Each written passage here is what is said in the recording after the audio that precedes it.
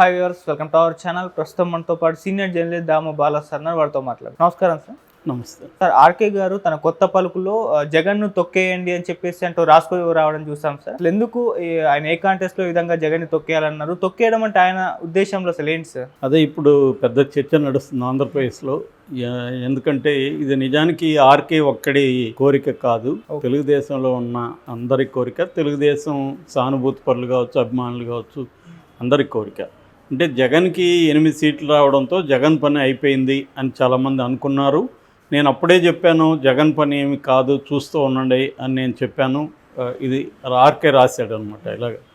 So ఇప్పుడు దానికి అనుగుణంగానే 164 సీట్లు అసెంబ్లీ, తర్వాత 21 ఎంపీ సీట్లు గెలిచిన ఎన్డీఏ ప్రభుత్వాన్ని రద్దు చేసి రాష్ట్రపతి పాలన పెట్టమని ఎవడైనా అడుగుతాడా? 50 రోజులు కాలేదు, ఢిల్లీలో పోయి అడిగాడంటే అతను బరి తెగింపును మనం అర్థం చేసుకోవచ్చు అని చెప్పాడు. జగన్ రాజకీయాలని తక్కువ అంచనా వేయకూడదు. చంద్రబాబు ట్రెడిషనల్ రాజకీయాలు చేస్తాడు, జగన్ ఏమో అతను కొత్త కొత్త రాజకీయ పద్ధతులు ఎంచుకుంటాడు. అది ఇప్పటికి కూడా మేల్కోకపోతే చంద్రబాబుకి చాలా ప్రమాదం. సో చంద్రబాబు తక్షణ కర్తవ్యం ఏముందంటే జగన్ని తొక్కేయాలి, కంప్లీట్గా జగన్ని రాజకీయంగా సమాజ్ చేసేయాలి అనేది అతని ఉద్దేశం. ఓకే, అయితే ఎలా చేయాలనేది దాంట్లో ఏమీ బ్లూ ప్రింట్ కాదు కదా, సలహా ఇచ్చాడు. అంటే నువ్వు ఇమీడియట్గా జగన్ మీద ఫోకస్ చేయి, జగన్ని తొక్కయి అనేది చంద్రబాబుకి ఆయన చెప్పాడు, లేకపోతే నీకు డేంజరు అని. ఒక రకంగా ఏంటంటే ఆర్కే పేరుకి ఆయన స్వతంత్ర పత్రికే కానీ అది తెలుగుదేశం పత్రిక అని అందరికీ తెలుసు. రెండోది అతను ఒక సలహాదారులాగే ఎప్పుడు కూడా పనిచేస్తుంటాడు.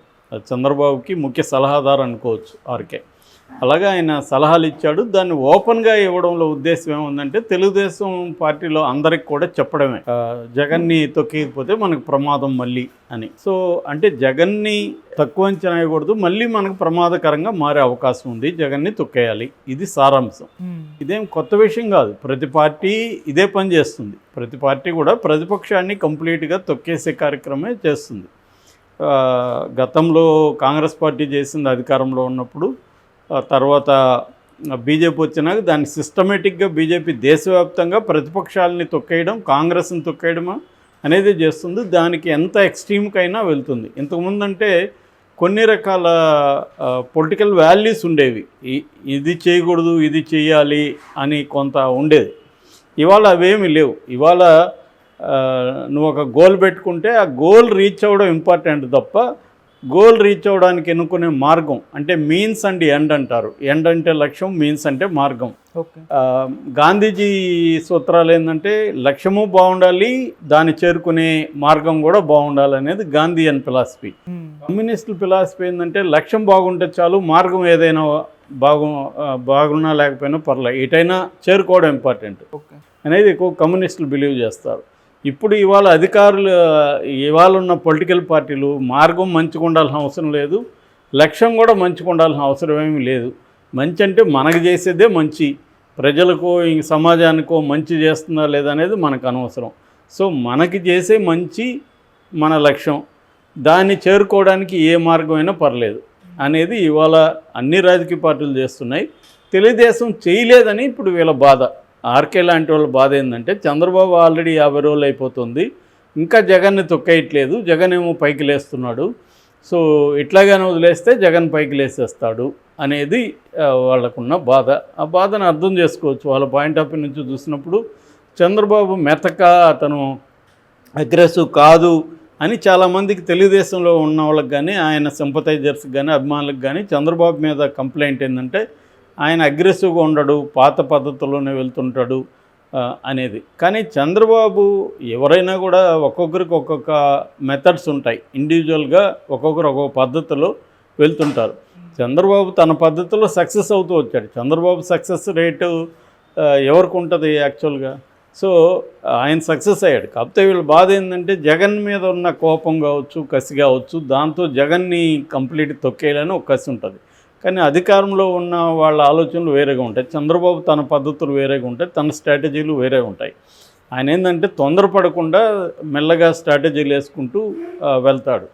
సో జగన్ అట్టుగా, జగన్ ఏంటంటే అగ్రెసివ్ స్ట్రాటజీ, అగ్రెసివ్ తనకి ఒకసారి వర్క్ అయింది, రెండోసారి కూడా వర్క్ అవ్వచ్చు. ముఖ్యంగా ప్రతిపక్షాల్లో ప్రతిపక్ష నాయకుడికి ఉన్నప్పుడు అగ్రెసివ్గా ఉండడం వర్కౌట్ అవుతుంది. మనకి ఎంతో కొంత పవన్ కళ్యాణ్ అతని చేతల్లో ఏమీ అగ్రెసివ్ కాదు, కానీ మాటల్లో అగ్రెసివ్ కూడా వర్కౌట్ అయింది పవన్ కళ్యాణ్కి కూడా. చేతల్లో ఆయన ఏం చేసింది లేదు అగ్రెసివ్గా, కానీ జగన్ అట్లా కాదు, జగన్ అగ్రెసివ్గా చేయగలడు కూడా. ఆ భయం అయితే వీళ్ళకుంది. రెండోది 40% ఓట్ల షేర్ వచ్చింది జగన్కి. 40% అనేది మాటలు కాదు, ఇంత వ్యతిరేకత ఉందనుకున్న పీరియడ్లో కూడా జగన్కి 40 వచ్చింది. ఇంతమంది దాదాపు Telugu Desam, Janasena, BJP, CPI, CPM, Sharmila, వీళ్ళందరూ ఇంకా చిన్న చితక పార్టీలు అందరూ కలిస్తే కూడా జగన్కి 40% వచ్చింది. అంటే జగన్ 40% బేస్ ఏదైతే ఉందో దాన్ని ఎవరు కూడా దెబ్బతీయలేకపోయారు. ఆ మధ్యలో జగన్కి యాడ్ అయిన 10% బ్రేక్ అయింది. ఓకే. సో మళ్ళీ ఇప్పుడు చంద్రబాబు పరిపాలన నచ్చకపోతే రేపు 5 ఏళ్లలో స్వింగ్ ఓట్ అటు వెళ్ళింది అనుకో, మళ్ళీ జగన్ వచ్చే అధికారం లేక వచ్చే అవకాశం ఉంది. కాబట్టి రాకూడదంటే జగన్ అనే వ్యక్తి బతికుండకూడదు, బతికంటే పొలిటికల్గా బతికుండకూడదు అనేది ఆర్కే కావచ్చు, లేకపోతే తెలుగుదేశంలో ఉన్న వాళ్ళ ఇది అందరిది ఒకటే. అయితే దీన్ని ఎలా చేయాలి అనేది రెండో ప్రశ్న. జగన్ని ఎలా తొక్కేయాలి అనేది రాజకీయంగా మామూలుగా అయితే ఎలా తొక్కేయాలి జగన్ని? డెమోక్రటిక్గా తొక్కేయాలి. డెమోక్రటిక్గా తొక్కేయాలంటే ఏంటి? పరిపాలన బాగా చేయాలి, సంక్షేమం మీరు ఏవైతే హామీలు ఇచ్చారో అది బ్రహ్మాండంగా చేసి జగన్ని మరిపించగలగాలి. జగన్ కంటే మేము సంక్షేమం బెటర్గా ఇస్తున్నాం అని చెప్పగలగాలి, ప్రూవ్ చేయగలగాలి. అట్లాగే గవర్నెన్స్ అనేది జగన్ కంటే బెటర్ గవర్నెన్స్ ఇస్తున్నాం, బెటర్ ఇన్ఫ్రాస్ట్రక్చర్ కావచ్చు, అభివృద్ధి కావచ్చు చేస్తున్నాం అని చెప్పాలి. మూడవది శాంతి భద్రతలు బ్రహ్మాండంగా మా రాష్ట్రంలో నెలకొల్పాం అని చెప్పాలి. ఇవి నిరూపించగలిగితే 5 ఏళ్లలో జగన్ అనే వ్యక్తికి ఉన్న సోషల్ బేస్ అంతా కూడా పోతుంది. అది చేయలేని పరిస్థితి ఉంది చంద్రబాబుకి. హామీలు నెరవేర్చలేడు, ఎందుకంటే 130 కోట్ల పైన సంవత్సరానికి ఖర్చు పెట్టాలి. అది హామీలో ఆల్రెడీ 1 ఇయర్లో ఇప్పటికీ 50 రోజులకి ఏది కూడా సూపర్ 6 ఇప్పటివరకు స్టార్ట్ కాలేదు. అవుతుందా లేదా కూడా తెలియట్లేదు. కొన్ని అయితే పోస్ట్పోన్ చేసేసారు నెక్స్ట్ ఇయర్, కానీ లోకేష్ దీంట్లోనే మండలంలోనే చెప్పాడు. మళ్ళీ ఏమో నేను అలా చెప్పలేదు, వక్రీకరించారు అంటున్నాడు. ఏదేమైనా వాళ్ళైతే ఇప్పటివరకు క్లియర్గా లేదు. ఆర్టీసీ దీనికి కూడా 3,000 కోట్లు అవుతాయి సంవత్సరానికి, మొత్తం 15,000 కోట్లు అవుతాయి అనేది ఒక నివేదిక వచ్చిందని చెప్తున్నారు. అట్లాగే వాలంటీర్ విషయం కూడా తేల్చలేదు. సో ఇలాగ అనేక ఇష్యూస్ ఉన్నాయి. అట్లాగే అభివృద్ధికి సంబంధించి కూడా కేంద్రం చంద్రబాబుకి విపరీతమైన గౌరవం ఇస్తుంది, అన్నీ చేస్తుంది, కానీ డబ్బులు ఇవ్వట్లేదు, ఫండ్స్ లేవు.